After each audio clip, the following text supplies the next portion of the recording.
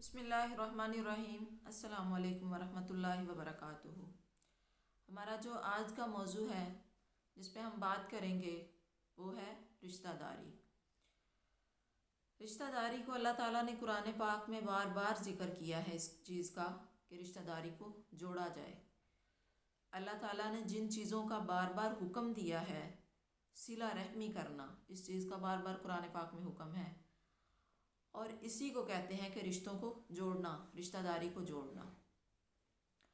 اور قطع رحمی سے اللہ تعالیٰ نے بار بار منع کیا ہے۔ قطع رحمی کرنا مطلب رشتوں کو توڑنا، تو اللہ تعالیٰ کو یہ چیز نہایت ناپسند ہے۔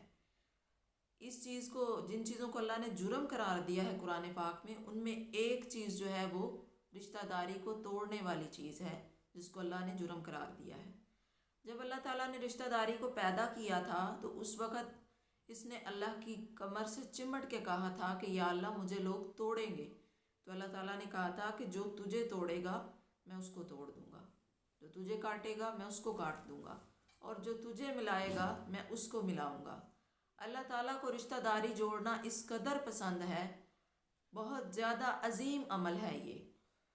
ہمیں صحابہ کرام کے چند واقعات ہیں جن سے یہ پتہ چلتا ہے کہ رشتہ داری توڑنے سے ہماری دعائیں تک رد ہو جاتی ہیں، امکان ہو جاتا ہے کہ ہماری دعائیں رد ہو جائیں گی۔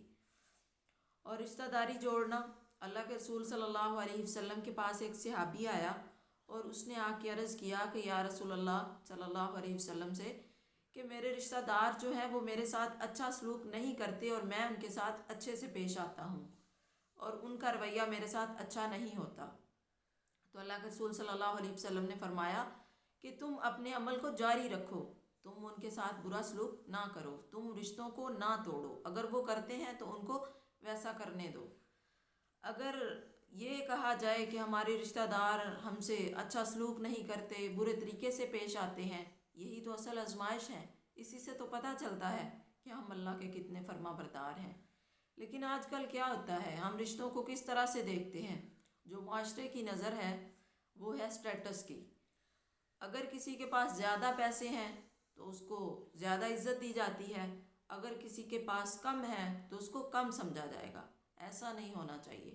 جو رشتے اللہ پاک نے بنائے ہیں وہ سب برابر ہیں۔ ہاں کچھ زیادہ قرابت دار ہوتے ہیں، کچھ تھوڑے دور ہوتے ہیں، لیکن رشتے سب اہمیت کے حامل ہیں۔ یہاں تک کہ حضرت ابو بکر صدیق رضی اللہ تعالیٰ عنہ کا ایک واقعہ ملتا ہے۔ سیدہ عائشہ جو ان کی بیٹی تھی، ان پر تہمت لگی، الزام لگا ان کے کردار پر، تو ان کا اپنا بھانجا اس میں شامل تھا، اور اسی بھانجے کی کفالت حضرت ابو بکر صدیق کر رہے تھے۔ لیکن جب ان کو پتہ چلا، ظاہر ہے یہ ایک بہت بڑی بات ہے، جب ان کو پتہ چلا تو وہ اللہ کے رسول کے پاس گیا اور پوچھا کہ میں کیا کروں؟ تو اللہ کے رسول نے فرمایا اپنے عمل کو جاری رکھو، یعنی اس کی کفالت کو جاری رکھو، اس کے عمل کو درگزر کرو اگر اس نے برا کیا ہے تو۔ اس سے پتہ چلتا ہے کہ رشتہ داری کو جوڑنا کتنا ضروری ہے۔ اتنا بڑا عمل اس نے کیا، اتنا بڑا گناہ کیا، لیکن اس کے باوجود اللہ کے رسول نے یہ نہیں کہا کہ ابو بکر اپنا عمل تم روک دو، اس کی کفالت کو روک دو۔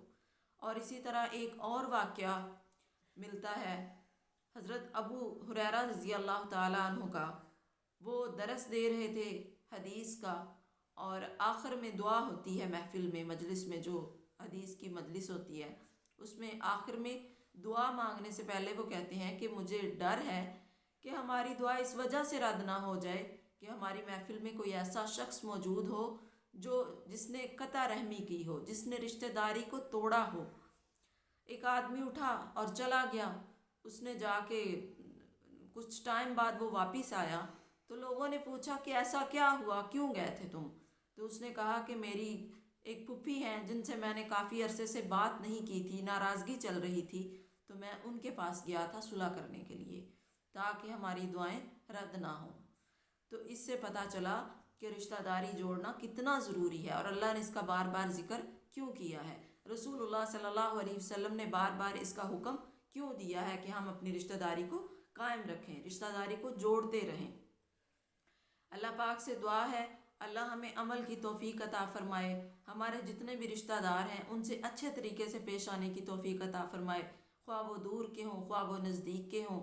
یہاں تک کہہ دیا گیا ہے احادیث میں کہ جو صدقہ آپ کرتے ہیں اگر وہ آپ اپنے رشتہ داروں کو دیں گے تو وہ افضل صدقہ ہوگا، اس صدقے کا اجر 2 گنا ہو جائے گا، ایک تو صدقہ کا اجر اور دوسرا قرابت داری کا اجر، کہ آپ اپنے قرابت داروں کے ساتھ اچھا سلوک کیا۔